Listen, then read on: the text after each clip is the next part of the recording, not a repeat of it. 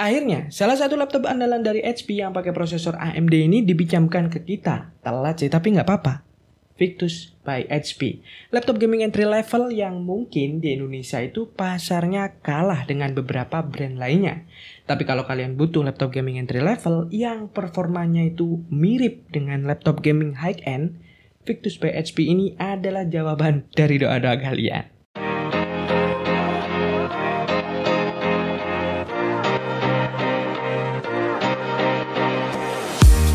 Kita bahas layarnya dulu. Ini yang unik. Kalian mungkin mengenal beberapa laptop gaming entry level punya layar sebesar 15,6 inci. Tapi di Victus ini layar yang digunakan adalah 16,1 inch dengan resolusi Full HD 1920x1080 dengan frame yang lumayan tipis. Jadi tampilan yang dihasilkan itu lebih luas. Bukan hanya sekedar kelihatan luas ya, tapi memang benar-benar luas. Dengan panel IPS yang punya refresh rate 144Hz, anti-glare, dan untuk color gambutnya mencapai 100% sRGB. Buat gaming asik, buat konten kreator, mantap. Desain dari laptop ini gimana ya? Disebut laptop gaming tapi kurang keras garis-garis dari desainnya. Disebut laptop standar tapi masih kecium bau desain laptop gamingnya itu. Menurut saya ini adalah perpaduan antara laptop gaming dan laptop mainstream untuk desainnya. Nggak begitu mencolok, tapi juga nggak begitu mainstream. Cocok untuk kalian yang cari laptop gaming tapi ketika dilihat sekilas seperti bukan laptop gaming. Berat dari laptop ini adalah 2,46 kg dengan tebal 2,35 cm. Di bagian keyboardnya menggunakan susunan full keyboard dengan number pad di sebelah kanan dengan backlit berwarna putih. Dan ada bagian yang menarik di keyboard Victus ini, letak dari tombol powernya yang sangat jauh berbeda dibandingkan dengan laptop-laptop gaming lainnya. Tombol ini terletak di sisi sebelah kiri tombol delete. Aneh gitu ya liatnya. Tapi mungkin ini upaya dari HP untuk mengurangi kesalahan tekan tombol power ketika kalian ingin mendelete sesuatu.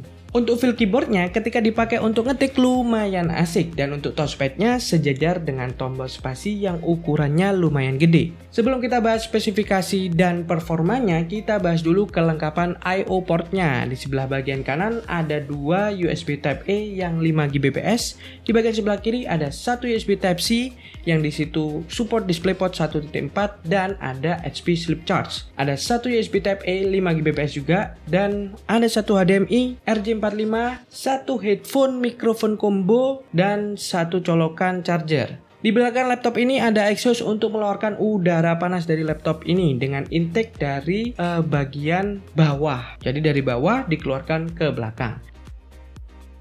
Oke, sekarang kita bahas spesifikasi dan performanya. Untuk otak dari laptop ini itu menggunakan AMD Ryzen 7 5800H dengan 8 core 16 thread yang jalan di frekuensi 3,2 GHz up to 4,4 GHz dengan TDP 45 Watt.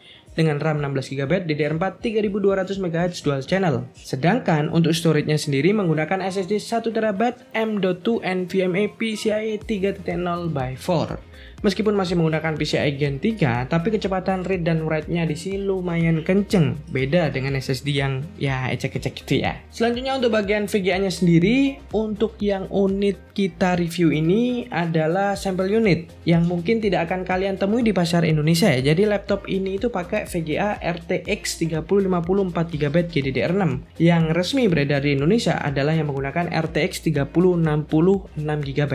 Tapi nggak masalah ya. Seenggak-enggaknya kita bisa tahu seperti apa performa dari laptop yang satu ini. Ya mungkin, bukan mungkin, pasti versi Indonesianya itu akan lebih kenceng. Dan kalau cari yang versi Indonesianya itu adalah Victus by HP 16E0084AX. Linknya ada di bawah kalau kalian mau tahu harganya berapa. Selanjutnya kita masuk uji performa sekarang. Nah, kita bisa mengatur performa di laptop ini melalui software Omen Gaming Hub.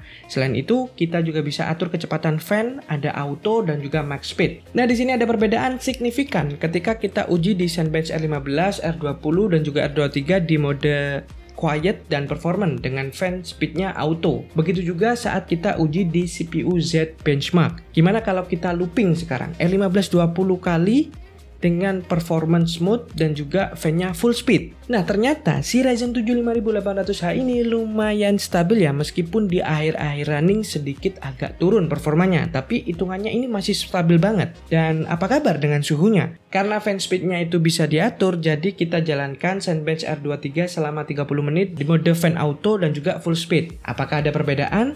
Jadi saat fan-nya itu ada di mode auto, suhu rata-ratanya itu 90,3 derajat Celcius. Tapi saat kita ganti ke full speed, ternyata suhu rata-ratanya turun menjadi 82,5 derajat. Nah, ini sangat cocok banget kalau misalkan teman-teman lagi load aplikasi berat, ubah aja langsung ke mode performance dengan full speed untuk fan-nya. Tapi harus ada sedikit pengorbanan di sini. Suara bising yang dihasilkan oleh fan, biasalah. Kalau fan-nya kencengnya, suara bisingnya lumayan tinggi juga. Nah, sekarang kita pindah ke uji VGA atau GPU-nya. Ini masih menggunakan performance modenya dan fan-nya itu masih menggunakan full speed. Dan di 3D Mark X Spy, grafik skornya itu mencapai di angka 5012 dengan total skornya itu 5340. Sedangkan di Fast-Track, grafik skornya ada di 12984 dengan total skor itu 11761. Dan yang terakhir adalah di 3D Mark Night Trade, GPU skornya itu mencapai 52850, total skornya di 36145. Tapi ingat, ini itu yang pakai RTX 3050, yang di Indonesia sekali lagi itu pakai RTX 3060. Jadi performa GPU-nya pasti akan lebih kencang. Sekarang kita jalankan real world test lah.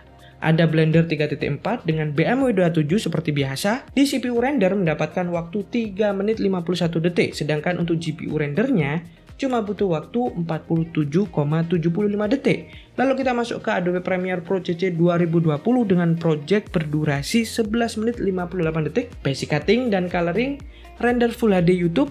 Dengan OpenGL butuh waktu 16 menit 26 detik. Selanjutnya dengan CUDA atau dengan VGA-nya itu cuma butuh waktu 2 menit 56 detik. Nah, ketika kita pakai untuk render YouTube 4K, kita cuma coba di CUDA karena ya lumayan lama kalau misalkan di OpenGL. Dan hasilnya butuh waktu cuma 4 menit 38 detik. Sekali lagi, ini itu pakai RTX 3050 yang beredar di Indonesia. RTX 3060 pasti akan lebih cepat lagi. Sekarang masuk ke gaming. Di gaming ini karena kita anggapnya kalau misalkan uji gaming yang standar udahlah pasti lolos, kita uji yang berat-berat aja. Ada 2 game yang kita punya di sini, yaitu Forza Horizon 5 dan juga Cyberpunk 2027. Hasilnya teman-teman, di Forza Horizon 5 ini setting dengan preset high mendapatkan rata-rata FPS 72 FPS. Sedangkan di Cyberpunk 2027 setting preset high mendapatkan rata-rata 66,87. Ini tanpa menghidupkan ray tracing ya. Dan saat kita hidupkan ray tracingnya tanpa otak-atik lainnya lagi, rata-rata FPS yang dihasilkan ada di angka 52,9 FPS. Keren banget. Kalau dilihat secara keseluruhan, Victus by HP ini memiliki performa yang sudah sangat cukup banget. Nggak ketinggalan dan juga ya bersaing dengan prosesor-prosesor laptop yang terbaru gitu. Untuk gaming oke, desain ataupun konten kreator oke. Apalagi yang nanti versi Indonesia gitu. RTX 3060 pasti tambah ngebut. Ya meskipun ada yang lebih baru, ada AMD 6000 dan 7000 series. Tapi kalau kalian bisa dapat dengan harga yang worth it laptop yang satu ini dengan performa yang sudah kita bahas tadi, sikat aja, nggak usah pikir panjang. Mudah-mudahan kita dipinjemin lah ya yang 6000 series atau 7000 series gitu sekalian. AMD, denger kan? Oke, seperti itu saja tentang tentang Victus by HP, laptop gaming yang nggak kelihatan gaming tapi performa gaming.